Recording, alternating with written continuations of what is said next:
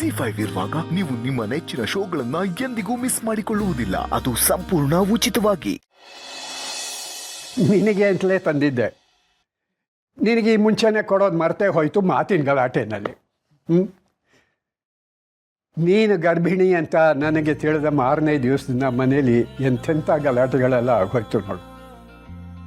ಆ ಗಲಾಟೆಯಲ್ಲಿ ನಿನ್ನ ಬೈಕೆ ಏನು ಅನ್ನೋದು ಕೂಡ ನಾ ಕೇಳಲಿಲ್ಲ.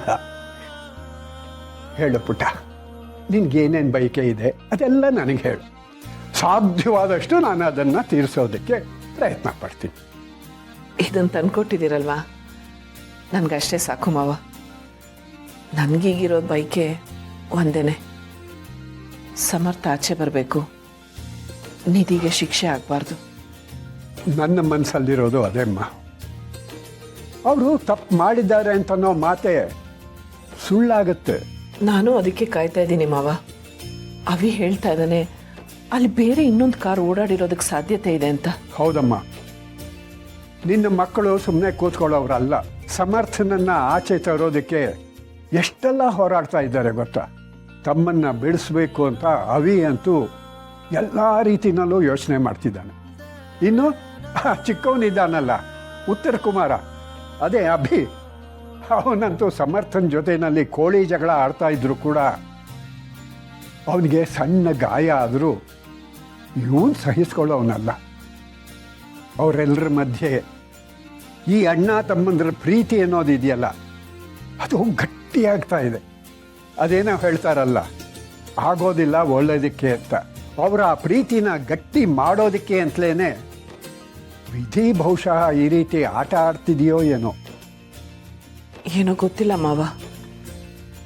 ಅಣ್ಣ ತಮ್ಮಂದ್ರು ಒಂದಾದ್ರು ಅಂತ ಖುಷಿ ಪಡಬೇಕು, ಅಥವಾ ಮನೇಲಿ ಇಷ್ಟೆಲ್ಲ ಸಮಸ್ಯೆ ಆಯಿತು ಅಂತ ದುಃಖ ಪಡಬೇಕು, ಏನೂ ಅರ್ಥ ಆಗ್ತಾ ಇಲ್ಲ. ಅದ್ರ ಒಂದಂತೂ ನಿಜ, ಸಿರಿಗೆ ನ್ಯಾಯ ಸಿಗಬೇಕು, ಅವ್ರ ತಂದೆ ಆತ್ಮಕ್ಕೆ ಶಾಂತಿ ಸಿಗಬೇಕು. ಹಾಗಾಗಬೇಕು ಅಂದರೆ ನಿಜವಾಗ್ಲೂ ಯಾರು ಆಕ್ಸಿಡೆಂಟ್ ಮಾಡಿದ್ರೋ ಅವ್ರಿಗೆ ಶಿಕ್ಷೆ ಆಗಲೇಬೇಕು. ನಾವೀಗ ಬರೀ ನಿಧಿನಷ್ಟೇ ಕಾಪಾಡ್ಕೊಳಕ್ಕೆ ಹೋದರೆ ಸಿರಿ ತಂದೆ ಸಾವಿಗೆ ನ್ಯಾಯ ಸಿಗಲ್ಲ ಅಲ್ವಾ ಮಾವ?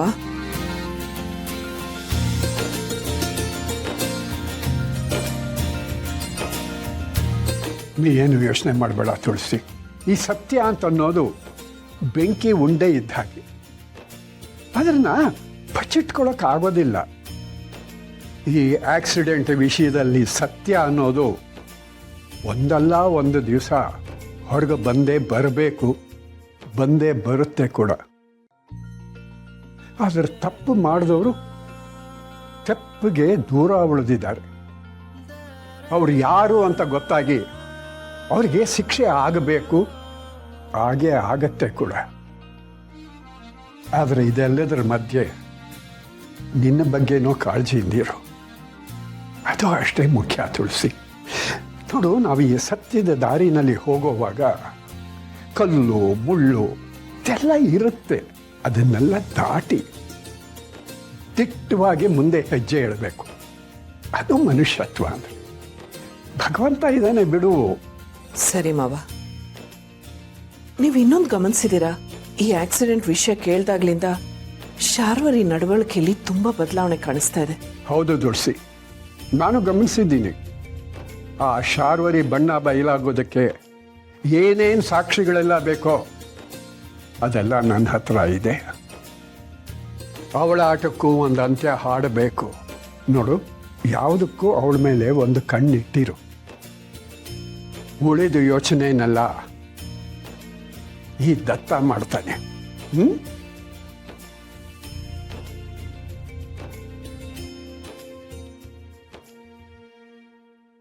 ಜಿ5 ಆಪ್ ಡೌನ್ಲೋಡ್ ಮಾಡಿ ಎಲ್ಲಾ ಸಂಚಿಕೆಗಳನ್ನು ಸಂಪೂರ್ಣ ಉಚಿತವಾಗಿ ನೋಡಿ.